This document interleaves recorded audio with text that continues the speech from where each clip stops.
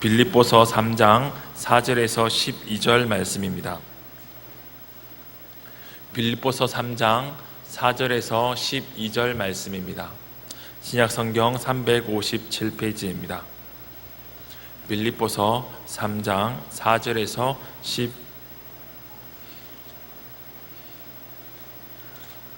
11절 말씀입니다. 한 절 한 절 교독하겠습니다. 그러나 나도 육체를 신뢰할 만하며 만일 누구든지 다른 이가 육체를 신뢰할 것이 있는 줄로 생각하면 나는 더욱 그러하니라.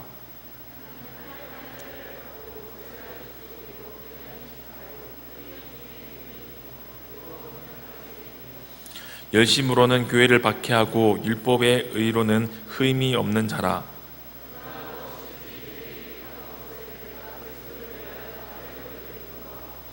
또한 모든 것을 해로 여김은 내 주 그리스도 예수를 아는 지식이 가장 고상하기 때문이라.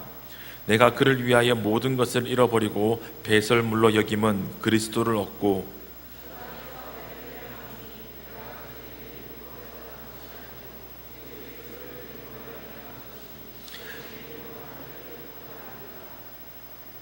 내가 그리스도와 부활의 권능과 그 고난의 참여함을 알고자 하여 그의 죽으심을 본받아 어떻게 해서든지 죽은 자 가운데서 부활에 이르려 하노니. 아멘.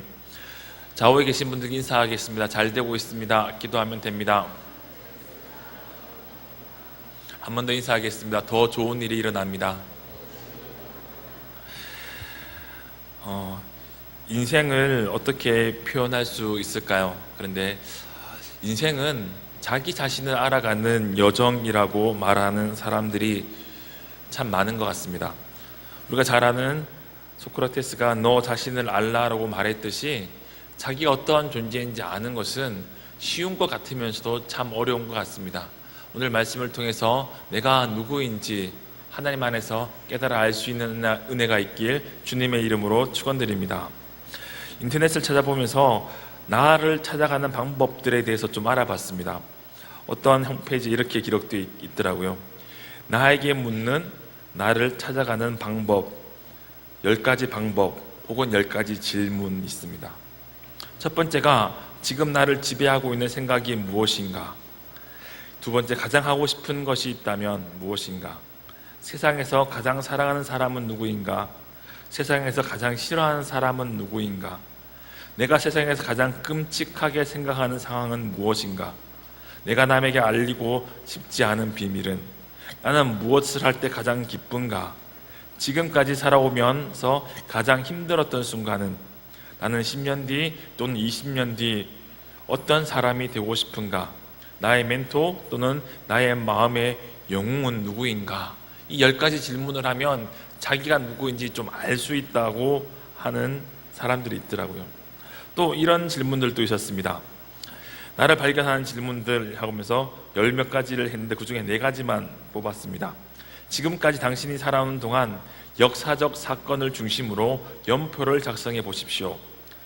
현재 자신의 가정과 사회에서의 위치를 파악해 보십시오. 당신은 지금까지 어떻게 살았고 또 앞으로 어떻게 살고 싶은가 정리해 보십시오. 당신의 장점과 단점을 아는 대로 적어 보십시오. 이러한 질문들은 내가 누구인지 한 번쯤, 내가 어떠한 사람인지 한 번쯤 객관적으로 들여다볼 수 있게 해주는 질문인 것 같습니다. 맞아요. 내 삶의 여정을 통해서 내가 어떠한 경향을 가지고 있는지 알 수 있습니다. 기질은 어떻고 성향은 어떻고 어떠한 성품을 가지고 있고 어떠한 것을 좋아하고 어떠한 것을 싫어하는지 그런 것들을 알 수 있게 만들어주는 질문들입니다. 그러나 이러한 질문들을 통해서 내가 어떠한 사람인지 알 수 있는데 알아가는데 도움을 받을 수 있는 부분은 분명히 있습니다. 그러나 이러한 방법을 통해 도달하는 것은 결국 나의 행위, 내가 살아가는 삶의 모습을 통해서 나를 바라보는 방법입니다. 나의 행위를 통해서 내가 아는 것이 무엇이고 내가 가지고 있는 것은 무엇이고 나는 어떠한 성향을 가지고 있느냐를 통해서 내 자신을 알게 되는 것입니다. 그렇게 내 자신을 보게 되고 평가하게 되고 해보게 되고 알게 되는 것을 통해서 누구나 자연스럽게 자기 안에 있는 좋은 것들을 보고 싶어하는 마음들이 있습니다. 그래서 스스로 자기 스스로를 좋게 평가하고 싶어하기 때문에 결국 남는 것은 나의 자신의 노력을 통해서, 열심을 통해서 자기 자신을 자랑하고 싶어하는 결론에 도달하게 되는 경우들이 많이 있습니다. 이것은 사도 바울이 예수님을 만나기 전에 자기가 어떠한 사람인지 이야기하는 방식과 동일한 방식으로 자기를 판단하고 자기를 확인하고 자기를 검증하는 방법과 똑같은 방법입니다. 오늘 본문에는 사도 바울이 자기가 어떠한 사람인지를 소개합니다. 5절에 나는 8일 만에 할례를 받았고, 나는 할례를 받은 하나님의 백성입니다. 할례가 무엇입니까? 하나님과 이스라엘 백성 사이의 약속의 징표로 할례를 하는 것입니다. 우리가 전세를 계약하면 계약서에 도장을 찍습니다. 그리고 나만 도장 찍을 뿐만 아니라 상대방 방도, 집주인도 도장을 찍는 것이죠. 그래서 도장을 찍는 것을 통해서 쌍방이 이렇게 계약을 했다는 것을 확인합니다. 그 계약을 찍은 도장을 몸에 새기는 것이 바로 할례입니다. 하나님과 나 사이에 약속을 맺고 그 할례를 행하는 것을 통해서 생명은 하나님께 있다는 사실을 고백하는 것을 통해 하나님의 백성이라는 꼭 하나님 앞에서 약속을 하는 것, 그것이 할례입니다. 8일 만에 나는 할례를 받았습니다. 나는 할례를 받았습니다 라고 자기를 소개합니다. 그리고 이스라엘 족속입니다. 베냐민 지파입니다. 히브리인 중에 히브리인입니다. 율법으로는 바리새인입니다. 열심으로는 교회를 박해하고 율법의 의로는 흠이 없는 자라고 자기를 설명하고 자기를 소개하고 있습니다. 자기가 이 사도 바울이 예수를 믿기 전에 무엇을 소중히 여겼으며 무엇을 붙잡고 무엇을 열심히 했으며 하는 것이 이 짧은 5절과 6절 이 두 구절 속에 모두 포함되어 있습니다. 8일 만에 할례를 받았습니다. 이스라엘 족속입니다. 이스라엘 족속 중에 특별히 베냐민 지파이고 히브리인 중에 히브리인으로 율법을 잘 지켰습니다. 율법으로는 바리새인일 뿐만 아니라 율법을 열심히 준행해서 교회를 박해하는 사람이었습니다. 율법의 의로는 흠이 없는 사람입니다. 나는 유대교를 신봉하는 사람이며 그 유대교에 지켜야 하는 모든 율법을 준행한 열심히 있는 믿음의 사람이었습니다 라고 자기를 설명하고 있는 것입니다. 자기의 행위를 통해서, 자기의 삶의 여정을 통해서 자기가 누구라고 이야기하고 있는 것이 지금 사도 바울이 고백하는 과거의 자기의 모습입니다. 이것은 제가 처음에 소개했듯이 내 삶의 여정을 살펴보면서 내가 누구인지 확인하는 방법과 똑같은 방법입니다. 그 방법의 결론에 무엇에 도달하느냐? 나는 십자가를 예수 그리스도를 믿는 사람들을 핍박하는 박해하는 사람들의 자리에까지 왔습니다. 십자가를 대적하는 십자가의 원수의 자리까지 왔습니다. 내가 예수 그리스도를 박해하지 않는다 할지라도 적극적으로 사도 바울처럼 바리새인 사울 일대의 사도 바울처럼 적극적으로 예수를 믿는 사람들을 박해하지 않는다 할지라도 나는 내가 열심히 했던 삶의 행위들을 통해서 내 자신을 확인하고 내 자신을 확인하는 것을 통해서 나를 자랑하는 사람이라고 그 결론에 도달하는 것을 통해서 소극적으로라 할지라도 십자가를 거부하고 거절하고 예수 그리스도를 박해하는 그 삶의 십자가의 원수의 삶의 자리에 왔다라고 이야기하는 결론에 도달하게 되는 것입니다. 내가 누구인지 확인하는 방법은 내가 무엇을 하며 살아왔느냐를 통해서 나를 확인하는 방법이 있습니다. 내가 어떠한 사람인지 아는 방법이 있습니다.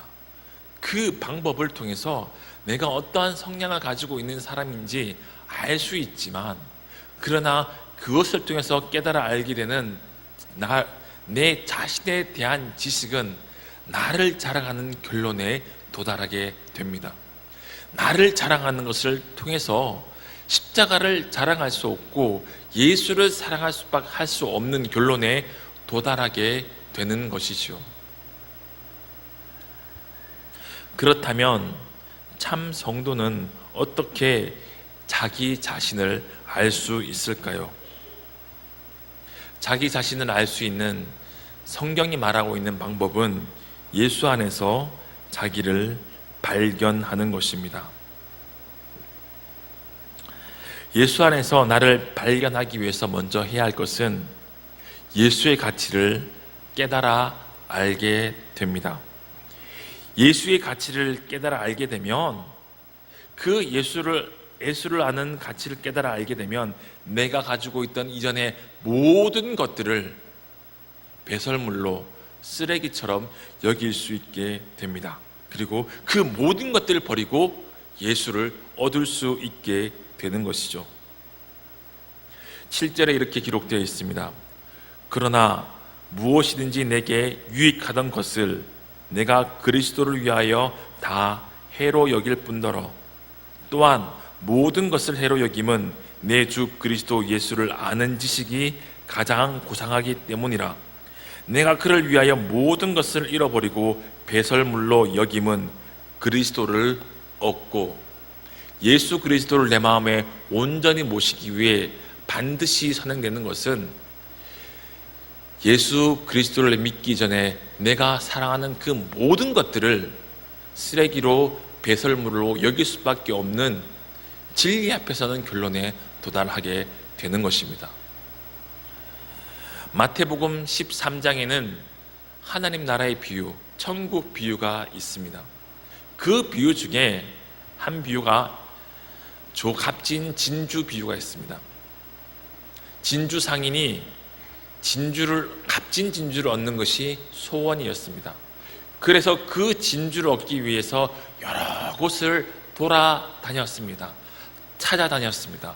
어느 날 꿈에도 그리던 진주를 만납니다. 꿈에도 그리던 그 진주를 딱 만나니까 그가 결정합니다. 내가 가지고 있는 모든 것을 다 팔아 그 진주를 사기 위해서 그 모든 것을 값으로 지불합니다. 자, 그 진주 하나의 가치와 내가 가지고 있는 모든 것의 가치를 비교했을 때 어느 것이 더 귀하고 소중합니까? 진주 하나가 더 귀하고 소중하기 때문에 장사치는 결코 손해를 보지 않습니다. 그렇죠? 내가 가지고 있는 모든 것, 집, 땅, 내가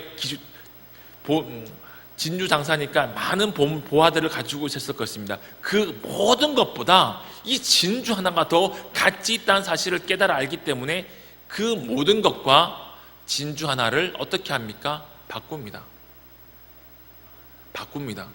그리고 진주 하나를 삽니다. 오늘 사도 바울의 고백이 무엇입니까? 이전에는 유익한 것으로 여기던 것들을 다 해로운 것으로 여깁니다. 얼마나 해로운가? 배설물로 여깁니다. 왜요?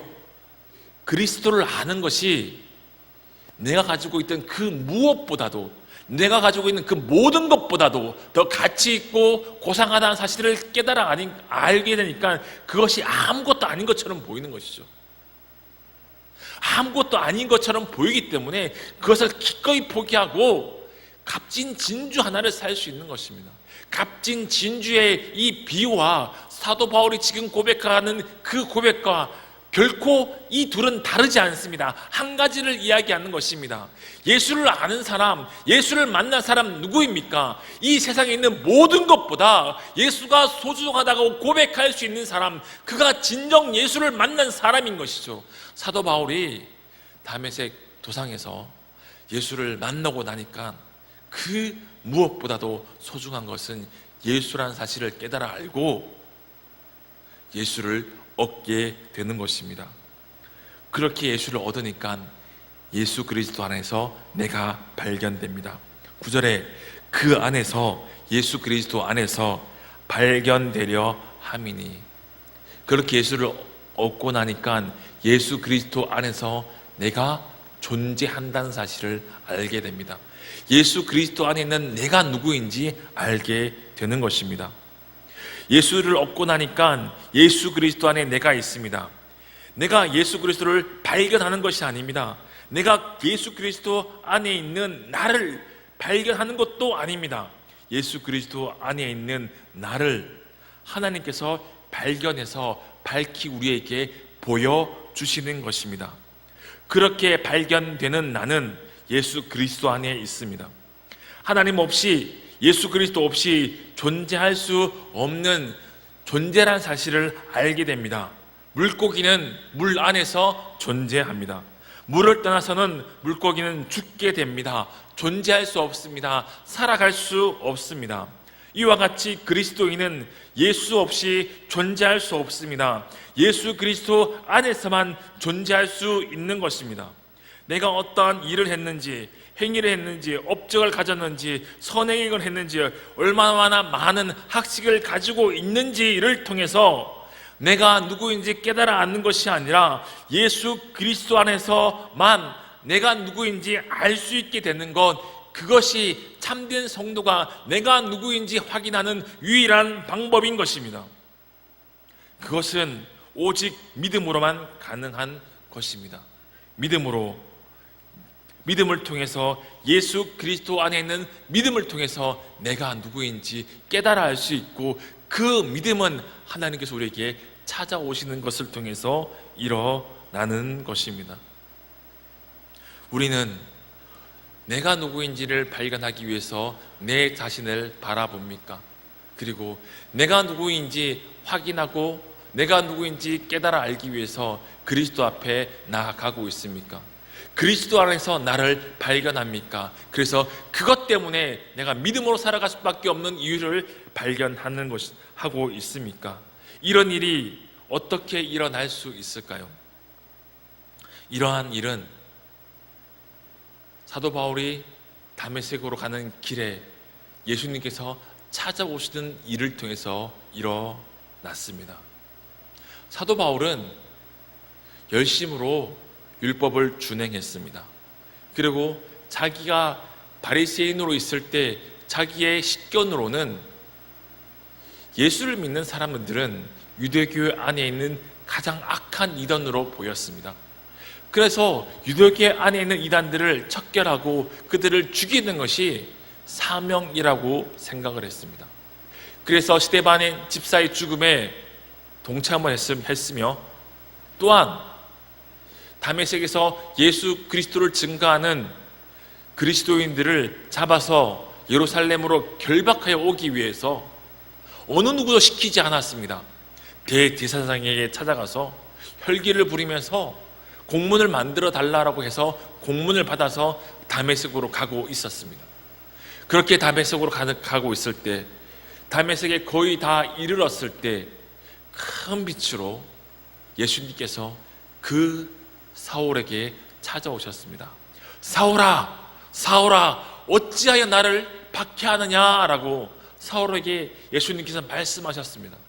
사울은 너무나 당황스러웠습니다. 단 한 번도 하나님을 대적한 적이 없다라고 생각했었기 때문에 사울아, 사울아, 어찌하여 나를 박해하느냐라고 하나님이 나에게 찾아오셔서 그렇게 말씀하는 것을 듣고 당황스러웠습니다.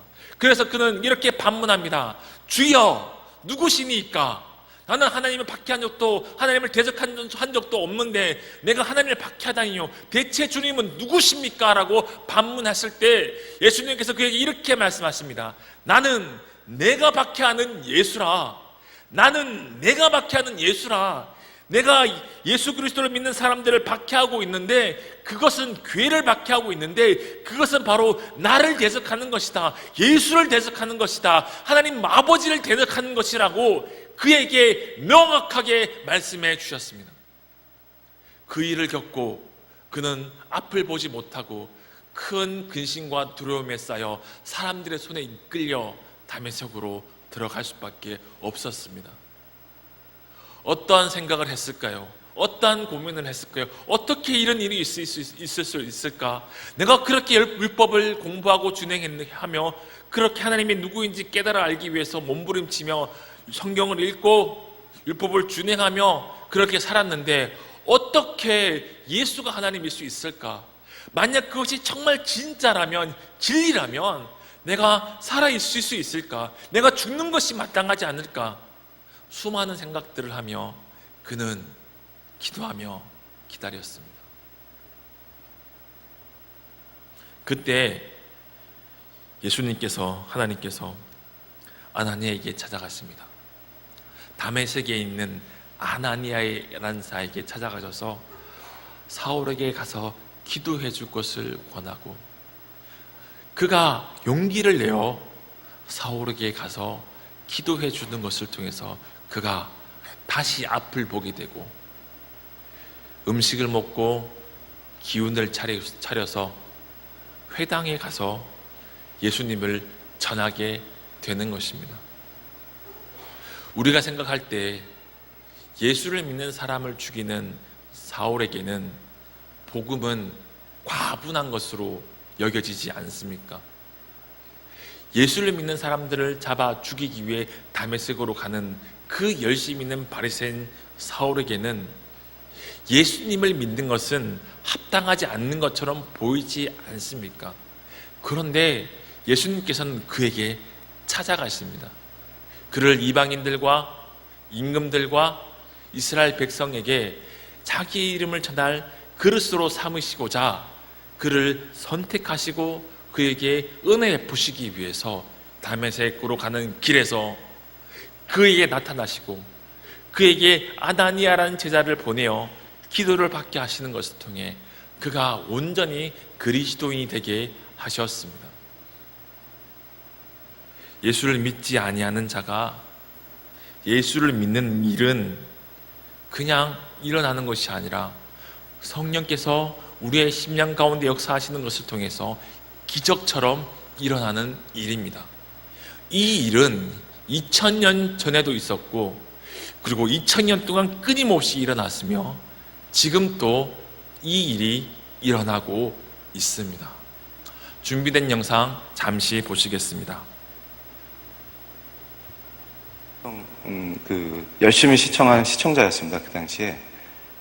왜냐하면 교회를 알아야 공격해서 파괴할 수 있기 때문에 교회에서 무슨 얘기하는지, 그리고 이분들의 선교 전략이 뭔지, 그 다음에 목사님들이 어떤 얘기를 하시는지 이런 거를 아주 면밀하게 체크를 하고 분석을 하고 했었습니다. 그러다가 그날도 이제 쉬려고 집에 왔다가 CTS를 켰는데 거기서 어떤 목사님께서 설교를 하시는데 예수님께 죄인임을 자백하는 그런 장면을 약간 연극처럼 이렇게 설교하시다가 중간에 목사님께서 이렇게 해주시는데, 그때 평상시처럼 제가 이 조롱하는 말을 잘했었는데 죄인 웃기고 있네 이러면서 그걸 조롱하고 싶어가지고 너나 잘하세요 이런 식으로 조롱을 하려고 하는데 그 순간 갑자기 혀가 딱 굳어버렸습니다. 그러면서 거의 제가 지금 그때 상황을 표현하면은 번개에 맞았다, 이게 정확한 표현인 것 같은데요. 그러니까 물리적인 번개에 맞은 게 아니라 저를 완전히 사로잡는 이 강력한 힘이 혀가 딱 굳어버리고 그대로 바닥에 엎드렸는데 그때 딱 들었던 생각이 나는 죽었구나 였습니다. 제가 그때 내가 완전히 전적으로 부패한 인간이구나 이거를 알려주셨는데 이대로 죽어도 항변할 수 없는, 그러니까 나는 내가 옳고 내가 굉장히 의로운 자라고 생각했는데 주님을 만나니까 내가 전적으로 부패한 자라서 이대로 죽어도 주님께 찍소리도 할 수 없는 그런 죄인이구나 하는 걸 그냥 알아버렸는데요. 근데 그러면 거기서 죽어야 마땅한데 죽이지 않으시고 이분이 나를 구원하신 바로 그 창조주시구나, 이거를 제가 고백하게 됐습니다. 그래서 그 뒤로는요 제 삶이 180도 바뀌게 됐는데요. 주님을 만나고 제일 감격스러웠던 거는 세상이 너무 아름답게 보이는 겁니다. 그 전에는 싸워야 될 거, 투쟁해야 될 거, 비판해야 될 것만 보였는데 이제는 가로수의 나뭇잎이 아름답고, 그러니까 이 인간의 죄의 본질이 예수님을 안 믿고 그분을 대적하고 그게 바로 죄의 본질입니다. 예수님께서 지금도 우리에게 찾아오십니다. 좀 전에 본 간증은 이종훈 교수라고 울산대학교 법학과 교수입니다. 반기독교 운동을 전문적으로 하는 사람이었습니다. 불교 승려였으며 불교 승려로서 군종 장교로 군복무를 했던 사람입니다. 법학자잖아요. 법학자이기 때문에 반기독교 운동에서 기독교를 전파하지 못하도록 만드는 법을 제정하는데 굉장히 많은 아이디어를 제공하고 기획하고 그리고 실제적으로 성공을 많이 했던 사람입니다. 그러한 사람에게 주님께서 찾아가시는 거예요. 언제 찾아가시냐면 복음을 들으면서 그 복음을 조롱하시는 그 순간 찾아가시는 거예요. 그 은혜, 우리에게 찾아오신 은혜가 사도 바울에게 찾아오신 하나님 은혜와 다르지 않습니다. 내게 찾아오신 하나님 은혜가 사도 바울에게 찾아오신 하나님 은혜와 다르지 않습니다. 내게 찾아오신 은혜가 이종훈 교수에게 찾아오신 하나님 은혜와 다르지 않습니다. 불가항력적인 것입니다. 사람이 아무리 거부하고 싶어도, 아무리 철두철미하게 사상적으로 마음으로 복음을 받아들이지 않기 위해 준비하고 경관 철옹성처럼 내 마음을 굳게 닫고 있는다 할지라도 하나님께서 그를 구원하시기로 작정하시고 그를 부르시기로 계획하시면 하나님 때에 하나님 방법으로 그를 반드시 불러내시는 것입니다. 그 일은 2000년 전에도 있었고 2000년 동안 끊임없이 있었으며 지금 또 그 일이 일어나고 있습니다. 우리는 그렇게 하나님 은혜를 경험했습니까? 하나님께서 한 명 한 명 여러분들을 부르시는 그 과정 가운데 불가항력적인 은혜로 여러분을 부르십니다. 그런데 우리는 사도 바울처럼 너무나 깊은 죄 가운데 빠지지 않았기 때문에 내 죄의 깊이를 깨달아 알지 못하고 하나님의 은혜의 깊이를 알지 못하는 경우가 얼마나 많이 있습니까? 그러나 죄의 본질은 예수를 믿지 않는 것입니다. 죄의 본질은 내가 누구를 미워하는 것이 아닙니다. 무엇다 물건을 바라보고 탐욕한 마음을 가지는 것이 아닙니다. 음란한 마음을 품는 것이 아닙니다. 죄의 본질은 마음에 하나님을 두기 싫어하는 것입니다. 내 마음에 하나님을 두기 싫어할 뿐만 아니라 예수 그리스도를 믿는 것을 조롱하고 싶어하는 것, 그렇게 내가 손해보길 원치 않는 것, 예수 믿는다는 이유 때문에 내가 어떠한 손해를 보기 싫어하는 것, 그것이 우리 마음 가운데 하나님을 두기 싫어하는 마음, 죄의 본질의 가장 근본적인 모습인 것이죠. 여러분, 정말 예수 그리스도 안에서 내 자신을 발견하셨습니까? 내가 찾으려고 해도 내 자신의 모습을 온전히 찾을 수 없습니다. 그런데 예수 그리스도를 만나면 예수 그리스도를 아는 것을 통해서 내가 누구인지 예수 그리스도 안에서 나를 발견하게 하시는 것이 그리스도를 아는 지식입니다. 그 지식이 여러분 마음 가운데 충만히 있어서 세상을 바라볼 때 하나님 마음으로 바라보고, 세상을 바라볼 때 그 마음으로 기도하며, 세상을 살아갈 때 그 마음으로 담대하게 믿음으로 살아가고 있습니까? 우리에게 정말 필요한 것이 무엇입니까? 우리에게 정말 필요한 것은 그 하나님의 은혜인 것입니다. 내게 찾아오신 그 은혜가 얼마나 귀한지 깨달아 알고 그 은혜를 붙잡는 믿음입니다. 그 은혜와 그 믿음이 우리에게 정말 절실히 필요한 것이죠. 그 은혜가 우리 사랑하는 청년들 한 명 한 명에게 부어지길 주님의 이름으로 축원드립니다. 그 은혜 가운데 자기 자신을 발견하고 이 땅에서 믿음으로 살아가길 주님의 이름으로 축원드립니다. 다 함께 기도하겠습니다.